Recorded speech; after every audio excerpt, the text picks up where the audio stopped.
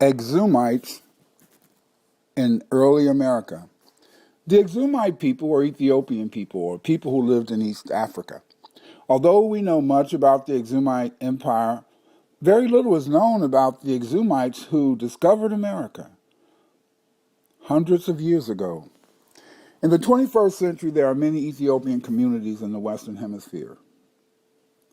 Although we believe that this is the first time that Ethiopians have been here in great numbers, it would appear that during the Arwe and Axumite empires, Semitic or Puntite-speaking Ethiopians discovered South America, explored South America, and left many ancient artifacts. There are many elements of Ethiopian civilization found in South America. Between 1300 BC and AD 600, blacks from East Africa and Asia began settling in South America. Many African skulls have been found in Ecuador, in sections of Chile, and in Valdivia, among the Punueco of Peru. Carlos Marquez in Estudios Arqueológicas y Etnográficas notes that it is good to report that long ago the Euphoramerica was also a Negro continent. Marquez insisted that the Otomis of Mexico, the Caracola of Haiti, the Aquas of Culara, the Aravos of Orinoco, the Porcillas and Matayas of Brazil, Manabis of Quito, the Chuanas of Darien, and the albinos of Panama are the remains of the former African tribes that settled, civilized, and lived in the Americas. Ecuador has provided much archaeological evidence for the presence of Africoids in South America. One of the greatest finds was a magnificent stone head of a male wearing a circular earring on his right ear. This head is similar to the carving of Akhenaten. Dr. von Woodnall had identified this figure as representing the Negroid element in pre-classical Ecuador. Jacinto Camano notes that of the skulls discovered in Ecuador, many were of blacks, especially among the Mochicas. In Punin, he noted that practically all the skulls were of Africoid and Oceanic type, and at Tiahuanaco, Peru, there are numerous carvings of blacks that have been discovered. Moreover, persistent oral traditions around Lake Titicaca recall the bearded people who were exterminated by Indians. These bearded people were Africans. According to Lanning, there was a possible movement of Negritos from Ecuador into Piura Valley, north of Chicama and Viru. He believes there is a relationship between this culture and the Valdivia site, which was active from 1800 BC to AD 100. Dr. Dixon said Valdivia was inhabited by Africoid people. There are many correlates between Ethiopia and early Ecuador and Peru. In Peru, on ceramic pots, large double-deck boats are depicted which are almost identical to the papyrus boats used in the Proto-Sahara and ancient Punt. On the lower deck of the boats are painted a number of water jars and other cargo, along with rows of people. On the upper deck, there stood the earthly representation of the sun god Ra, the same as the sun god of Meroe in Egypt, surrounded by birdmen who were handling the ropes to propel the ship through the water. The interesting thing about these pictures is that they are almost exact replicas of scenes depicted on the Egyptian pyramids. Today, boats made of bundles of reeds lashed together are found in Ethiopia, along the Peruvian coast and at Lake Titicaca, where tradition has it that bearded men were destroyed by the local Amerindians. There are other similarities between Ethiopia and Peru-Ecuador. The Ethiopians used battle clubs in war. As a result, their doctors became skilled in trepanning, or true cranial surgery, without killing the patient. This operation was unknown to Europeans until after Columbus discovered America. Yet it was known to the Peruvians. Both groups also used false beards on mummies. The ancient Peruvians manufactured bricks of sun-dried clay mixed with straw using the same formula of the Egyptians and Ethiopians.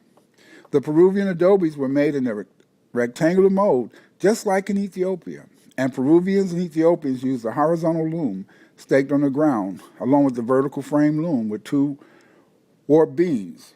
Von Hagen noted that the looms used by the ancient Peruvians are identical with those of other civilizations with which they had allegedly absolutely non-contact. A form of backstream loom was used in Egypt. A horizontal loom appears in pre-dynastic Egypt, and the one pictured on the tomb of Khenelhotep at Beni Hassan circa 1900 BC is identical with those of Andean and coastal Peruvians. The Ethiopian explorers in America who landed in Peru, Ecuador, probably reached here originally by accident. Yet, the considerable number of blacks with beards on Mochica art show there were many of these Axumites living among the Mochicas. There is a long tradition of navigation among people in East Africa. In the Sumerian records, we hear about the sailors from Meluhha taking goods to ancient Sumer and Akkad. Ancient Meluhha to the Mesopotamians was called Punt by the ancient Egyptians. The Egyptians record many exciting things sold from ancient Punt. The people of Punt lived in an area stretching from the eastern desert of Egypt eastward to the Red Sea in Central Africa. These people spoke Puntite or Semitic languages. In the ancient literature of Kemet, Egypt, and Mesopotamia, Punt was recognized as a sea power.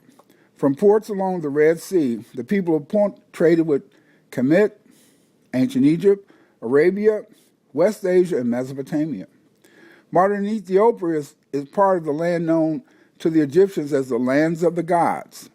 The inhabitants of Punt, on the other hand, called their country Arwe.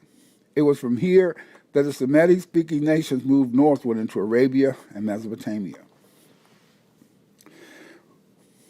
The Chinese and Arab records make it clear that later in history, the people who used to live in Meluhha or Punt formed a civilization called Axum. The Chinese and Arab records make it clear that the Axumites made many long voyages in the Pacific and Indian Oceans. These sailors made these voyages in mid-ocean, not coasting near the shore. Here is an East African ship carrying foreign passengers to sites along the Indian Ocean. The Axumites controlled much of Arabia, India, and parts of Southeast Asia when the Mochica Empire was in existence. We can hypothesize that a group of Ethiopian merchants, probably on voyage to China, Sri Lanka, or Malaysia, or on a military campaign to put down a rebellion in one of their Indian Ocean colonies, was captured by the equatorial countercurrent in their papyrus boats and carried to Peru, Ecuador. Merchants from Axum made long voyages in the Pacific and Indian Ocean.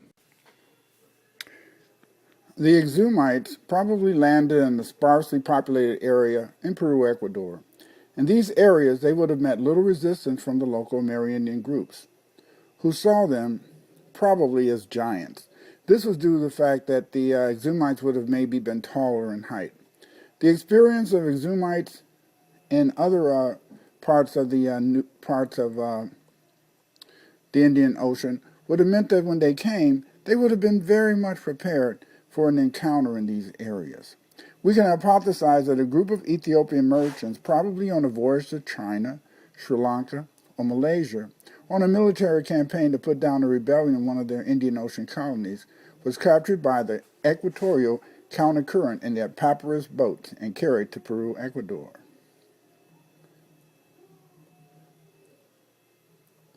Merchants from Axum made long voyages in the Pacific and Indian Oceans. They made long voyages mid-ocean. They didn't sail along the coast. The Axumites probably, once arriving in Ecuador, began to set out into the culture or other parts of the country away from the coast. The experience of Axumites in building underground dwellings made it possible for them to construct safe habitation complexes that they could not be exposed to any attack from any of the local people. As in Moreau, the Axumites built pyramids, and these pyramids in Peru were made of bricks and other artifacts. These Africans, they probably migrated not only from along Peru and Ecuador, they also probably made their way to Lake Titicaca. At Lake Titicaca, high in the Andes, there are numerous monoliths made in human form and reed boats. These same boats were used as far as California when the Spanish arrived. The reed boats were first introduced into Peru by the Axumites of Moshe. The Moshicas seldom were without these boats. At Tiahuanaca, you can find many artifacts that relate to these Axumites. They left many and important artifacts. There is evidence that the Axumites probably introduced the battle club in war. As a result, Axumite doctors became skilled in trepanning, or true cranial surgery, without killing the patient. This operation was unknown to Europeans until after Columbus discovered America, yet it was known to the Peruvians. Both the Peruvians and the Axumites used false beards on their mummies. The ancient Peruvians manufactured bricks of sun-dried clay mixed with straw using the same formula that the Egyptians and Ethiopians did. It is interesting to note that the Peruvian adobes were made in a rectangular fashion, just as those as houses in ancient Ethiopia. In South America, an ethnic group called the Quichua speak a language which is analogous to languages spoken in the Pacific and India. The Quichua Amerindians has an oral tradition which records the entrance of the Axumites in ships made of reeds or rushes that landed from the Pacific coast off Point Santa Elena, close to Puerto Viejo, in extremely remote times. They said, and I quote, that we had a tradition from our parents. These giants from the sea were so great in stature that from the knee down they were as tall as a tall man. It was amazing to see how the hair hung from their great heads to their shoulders, yet were they beardless. They ate, probably meant they could fight, more than 50 ordinary men. Their eyes were big as plates, como picueros platos. Their arms and legs were proportionally huge. Some were clad in skins of animals, others quite naked. No women came with them. Going inland, they ravaged the country, and finding no water, these builders in great stone set to and sank an immensely deep well in the living rock, and today, in AD 1545, the water of this ancient well is so clear and cold and wholesome that it is a pleasure to drink. This well, made by the giants, was lined with masonry from top to bottom, and so well are these wells made that they will last for ages. This was a comment by one of the Spanish explorers who happened to ask the Indians. One of the major sites of these blacks was Tiahuanaca. Wilkins believes that these giants helped build Tiahuanaca. Commenting on the inhabitants of this ancient South American city, he noted that they were a reddish-skinned race, though among them, as remarkable statuary dug up from the ruins show, were also black men with prognostic features. One splendid piece of terracotta depicts in beautiful colors a high priest of the sun with remarkably Egyptian eyes, and having on his fine, large forehead a mitra and the sign of evolution called by the Bolivian archaeologist El Símbolo Esconado.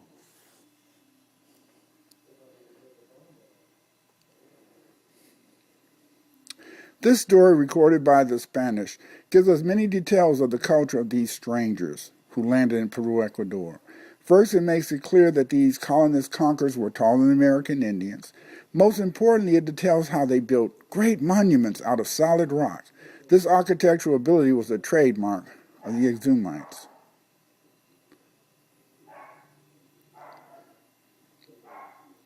A center of Axumite civilization was the so-called Mochica civilization. On the Mochica pottery, these giants are depicted with black faces. At St. Augustine near the Colombian border, we see statues portraying these giants with African features.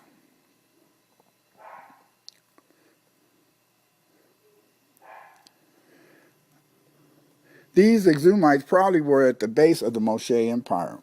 The Moche Empire extended over 220 miles along the North Peruvian coast. It lasted from AD 100 to 700 AD. They farmed irrigated fields of corn and beans and ate llamas and guinea pigs. The Moche or Mexica built pyramids and adobe bricks. One of the people who did a lot of work at these sites was Dr. Larco Hoyle. Dr. Larco Hoyle, in his work, has left us many beautiful sculptures and pottery that depict these Africans. He found that during his research that many of the skulls of the Moshika people were of African blacks. The Moshikas were warriors, messengers, weavers, and doctors. They built roads and organized the courier system, which was later adopted by the Incas. The Axumite weavers of South America usually produced goods on a mass scale. The ahuanas used by the Mochicas came directly from Africa. Van Hagen notes that the looms used by the ancient Peruvians are identical with those of other civilizations with which they had absolutely no contact. A form of backstrap loom, for example, that was used by the Peruvians was also used in Egypt and ancient Kush.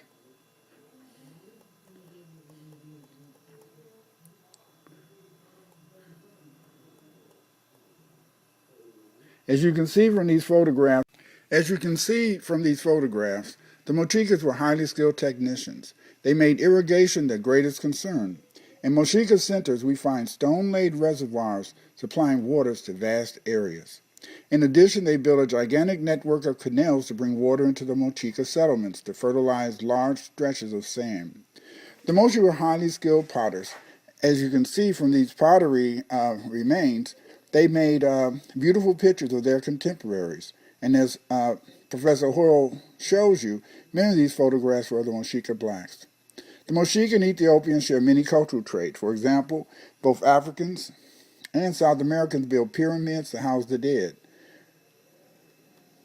At Huanca de la Luna, which is considered to be the capital of the Moche, there is a step pyramid that was built by the Mochicas. Here we find fine walls ornamented with frescoes which show pottery vessels and other objects with the men drawn in attitudes simulating war and defense.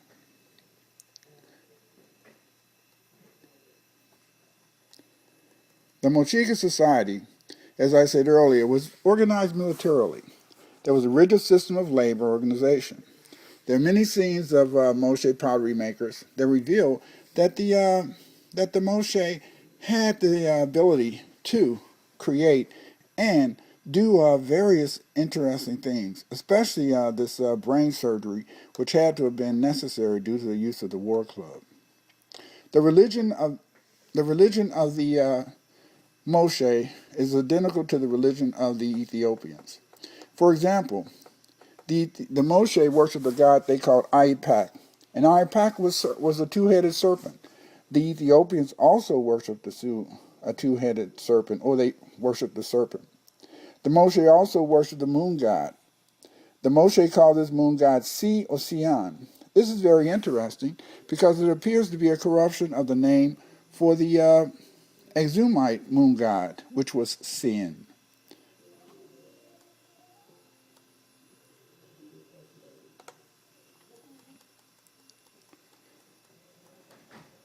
Moshe men made many wore turbans on their heads or caps. Many of these turbans are found in Meroitic art and also in Meroitic frescoes. It appears that the Moshe were absorbed by succeeding Amerindian groups. Much of the Moshe civilization was copied by the Shimbu, who built houses out of stone, similar to buildings made in Ethiopia by the Axumites. Another interesting black civilization was Huari. Some of the Ethiopians landed and they went to the Makahasi Plateau. Here in the western Cordilleros, they began the Huari culture. The Huari were mainly African males. That explains, in a sense, why they were there. And they built a beautiful pyramid. They left frescoes that show many of their artifacts. The Huari incorporated an empire that made up most of inland Peru. In their areas of occupation, we find small forts, observation posts overlooking hills. The Huari made a very interesting monument, and this monument was made out of solid rock. And now this Huari monument seems to depict the ibex, lion, elephants, frogs, and camels. And many of these things are basically found in Ethiopia. It's interesting to note that the tribes found in the vicinity of Huari monuments are called Huanca, or Huari. This Huari almost sounds the same as Harari. Harari is the name for one of the Semitic-speaking tribes of Ethiopia. And again, we notice that they built reed boats, so we can see this relationship between the Huari and the Axumites. The forefathers of Huari are only known from legend as the bearded people. The monuments show they were Africans, and the term Huari seems to sound almost the same as Harari, the name of the Ethiopian group. Berlin believes that the large ceremonial center in South America called Tiwanaku may have also been a religious center. Here we find at Tiwanaku many examples of Africans in the art.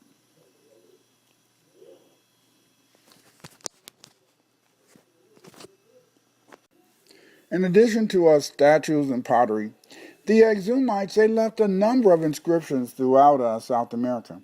One of the most interesting inscriptions is this inscription near the town of Paupa, some 20 kilometers northeast of Nazca. I know many of you have heard of the Nazca lines in Peru. Here we find an ancient inscription of lines that can be read in the Ge'ez language of Ethiopia.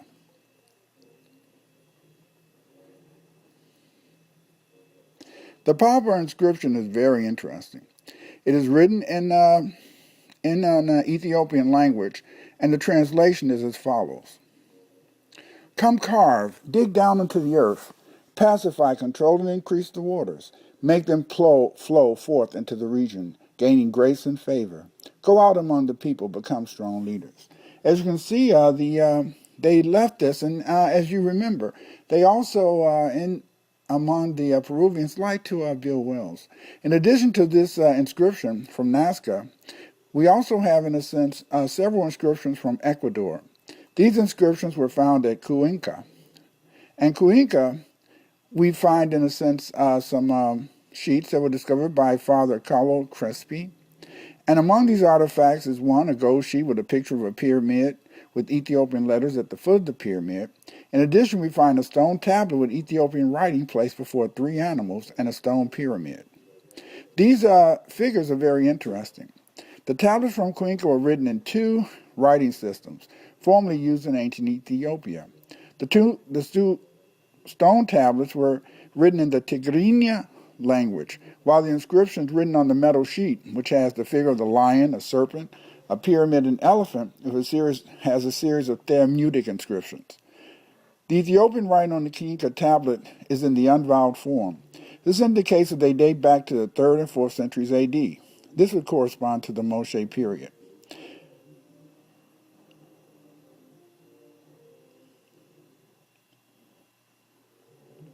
Here we see the Thermutic artifact.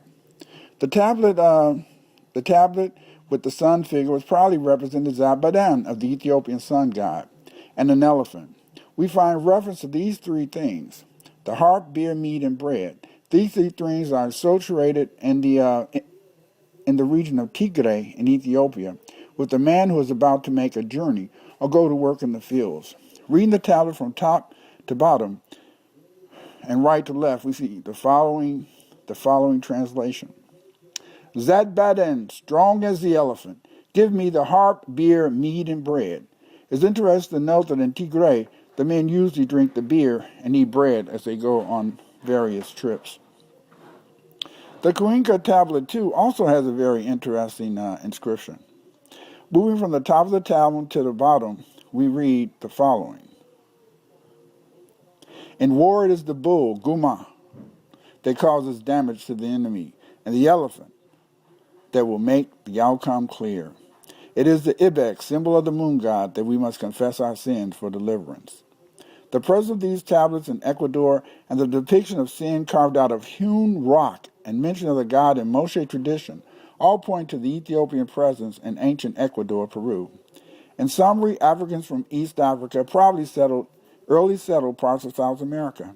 These Africans of the Moshe period may have come from modern Ethiopia or Somalia, which served as a major staging area for Meroitic and Axumite navies that took trade goods to nations in the Indian and Pacific Ocean. This is supported by the discovery of African skeletal remains in Peru, Ecuador. Although blacks came to South America from East Africa, Southeast Asia, and the Pacific, blacks from Axum probably greatly influenced the rise of elaborate monuments and made entirely of stone in Peru and Ecuador, and introduced certain important types of blooms and medical techniques. They also played an important role in the rise of the Mexica Empire. Yes, indeed, the Axumites played an important role. They made civilization in South America.